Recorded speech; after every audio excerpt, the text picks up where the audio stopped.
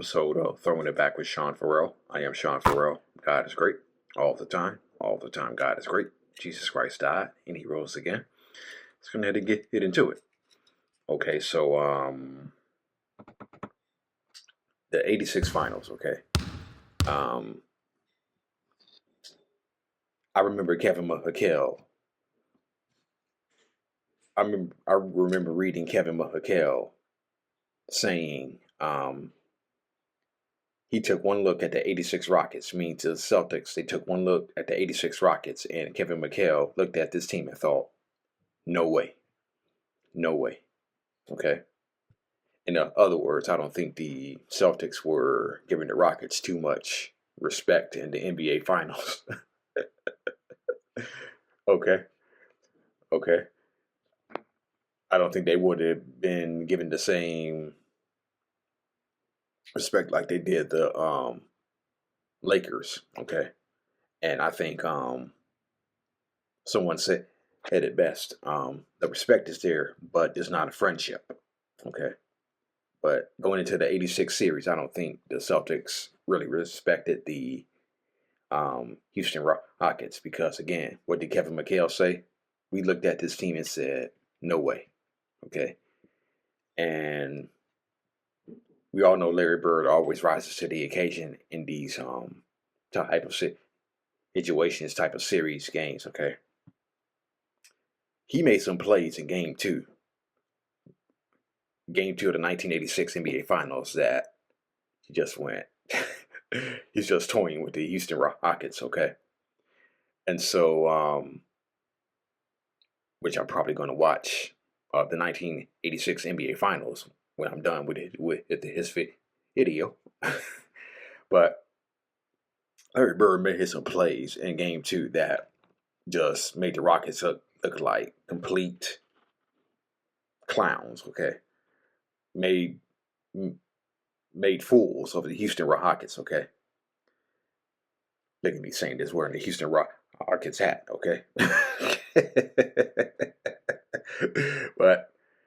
But Larry Bird made some plays, and the Celtics passing was just off the charts, okay? That's why they're considered widely the greatest team of all time, okay? 40-1 home record, okay?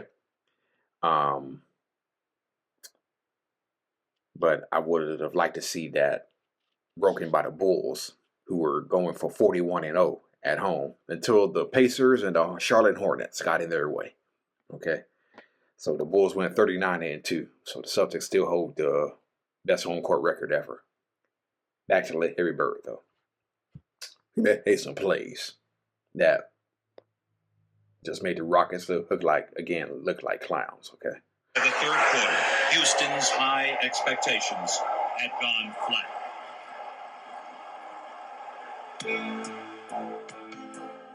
Houston's ragged execution bore little resemblance to Boston's precision attack. Their assault was anchored by an array of brilliant passing.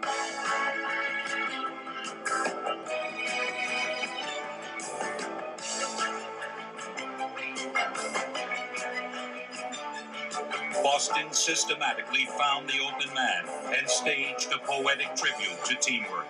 In the middle of it all was Larry Bird, who tallied 31 points and several extraordinary assists. In one half, Bird and company gave the young Rockets a lifetime of experience.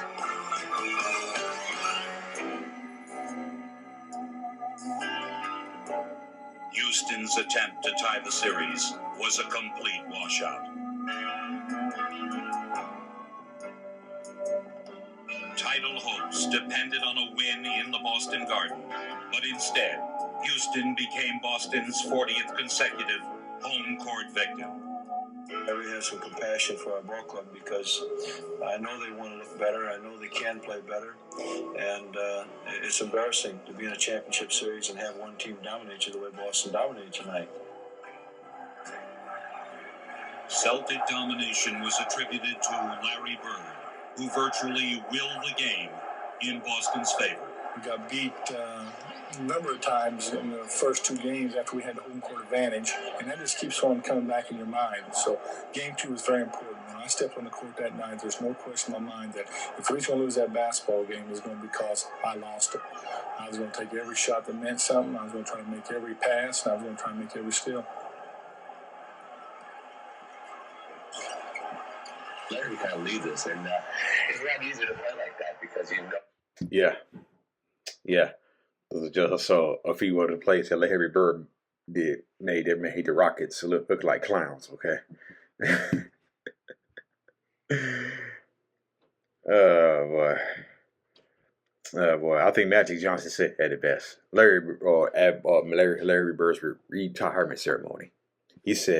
Larry Bird said there will be another Larry Bird one day. And Magic went like, Larry, let me tell you, there will never, ever, ever be another Larry Bird. Well, there hasn't been. So Magic was completely spot on that one. There hasn't been another Larry Bird yet. Okay. I don't think we'll see another player like Larry Bird again. Okay. There will never, ever, ever be another Larry Bird. Okay. So speaking of Larry Bird, the steal against the Pistons in 1987 Eastern Conference Finals. Okay.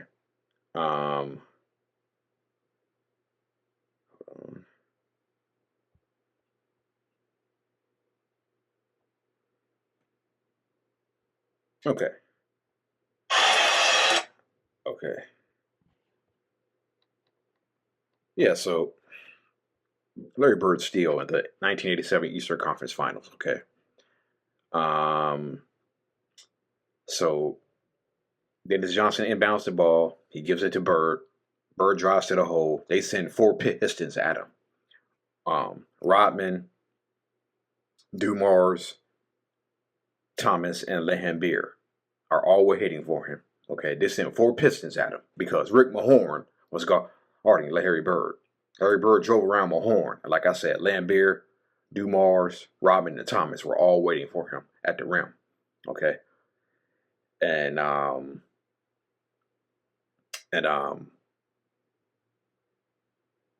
so the ball goes off Jerry Seasting, but Rick Mahorn said it went off Bird, though. Although the footage may say otherwise, but it's a Pistons ball, okay. And I noticed something about the play. I've watched that play hundreds of times, but I just now noticed something about how that play that I'm gonna get into. I want to see how they're going to play the inbounder. Are they going to give them an idea of a clear target? Red Auerbach for years felt you've got to get all over the inbound man. Don't give them a clear place to look to make the pass.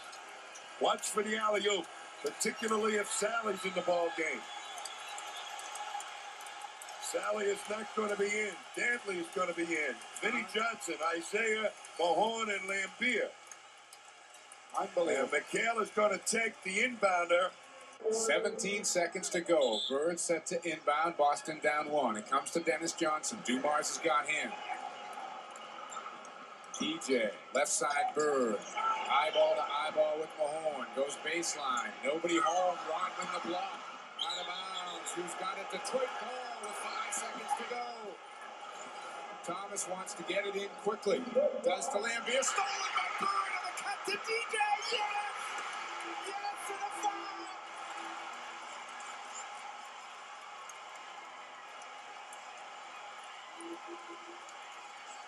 Unbelievable! Unbelievable!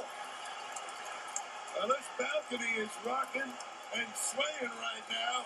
It's supposed to be made of steel. What a play by Larry Bird. You working, Bob. Okay. So I noticed something about how they had play that I didn't notice before. When the block happened, okay, Okay, Larry Bird got blocked at the rim. Ball goes out of bounds. Okay, I watched and I saw what happened. Dennis Rodman went into the backcourt.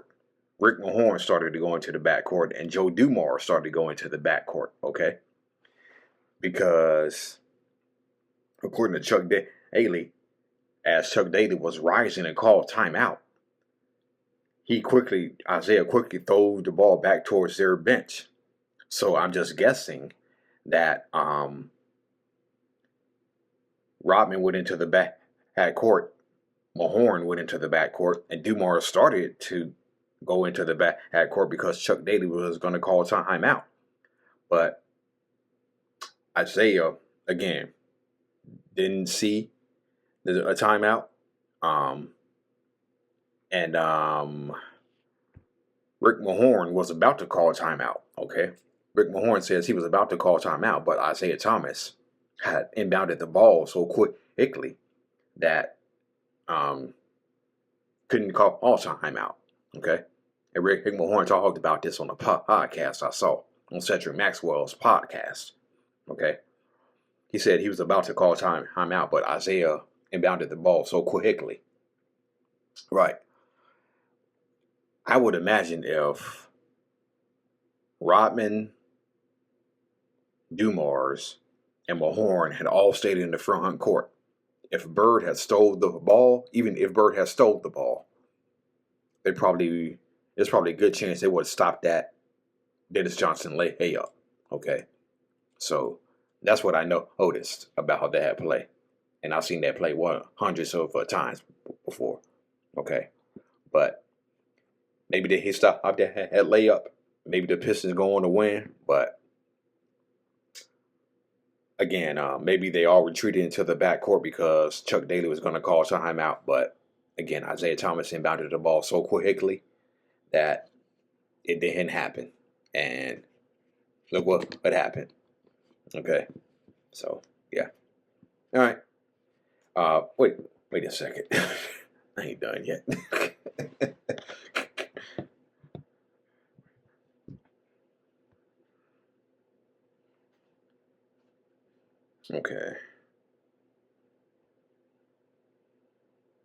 Okay. As a matter of fact, I'm looking at the video right here. Yeah. Okay. Talking one of the most iconic plays in Celtic history. I want to see how they're going to play the inbound. Are they going to give them an idea of a clear?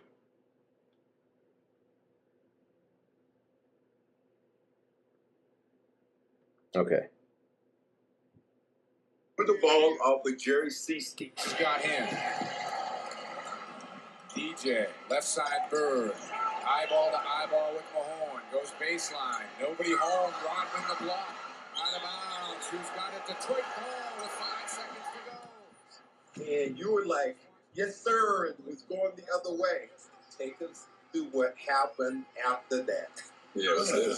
I have to, because you were looking at me all crazy when I said you were involved in one of the most iconic plays. Like, what? Yeah, he was thinking it was going to be a bad play or something. I thought it was going to be a fight or some shit. No. Brad, let me just say this to you. At that particular time, like I said, my defense was what I always did. And Boston will get another crack at it. But, no, I knocked it off a Bird. I thought it was off Jerry Seasky. No, it was Bird. Okay. And I was pumping my fist, but I was looking over there at the bench. And Chuck Daly was telling me to call timeout because I'm the guy that takes the ball out. And that doggone Isaiah took the ball out. And I love Zeke to death. And I'm going to tell you, he said it. He had a brain fart, whatever. But he was, because I'm the one that's supposed to get the ball. Now I know what play we're talking about now. Yeah, so I'm sitting there pumping my fist and looking at Chuck. Chuck was called, had the timeout high in the air. And I'm getting turned around. I'm about to tell the referee timeout. Now, he took the ball out, tried to get it into Joe. They got Bird stole the ball. Yeah. And then DJ got the layup. That was the hard one. And that was game 5. And it's like, jeez. It's like, damn, we done fought these Celtics it was so long. And, you know. Yeah. So, yeah. Yeah, so that was Rick Mahorn's perspective on that play. So 1988, that was probably Michael Jordan's greatest year ever in his career. Led the league in scoring, 35 points per game. All-Star Game MVP. Regular season MVP. Slam dunk champion. Defensive Player of the Year. Okay? About the only thing he didn't do was win Sixth Man of the Year. Right? Yeah. The only thing he didn't do was win his Sixth Man of the Year. But that was his greatest individual season ever. Okay? Playing in all 82 games. Yeah. 1988. That was the best season Michael Jordan ever had in his career. Okay? Best season he ever had in his career. Without a doubt. He did everything that series. He did everything that had season except win Sixth Man of the Year. Okay. Now there was actually a time late in his career where it appeared he was going to win Sixth Man of the Year. He was with the Washington Wizards in 2003, his final season. And the Wizards had acquired Jerry Stackhouse. And he said he was going to let Jerry Stackhouse be the guy, and he would come in behind the second team and clean up. And people voted him Sixth Man of the Year based off what Michael Jordan said. Then a couple of games into the season, he took the reins back. Okay, so yeah. All right, that's it, and that's all for Throwing It Back with Sean Farrell. I'm out of here. Thank God.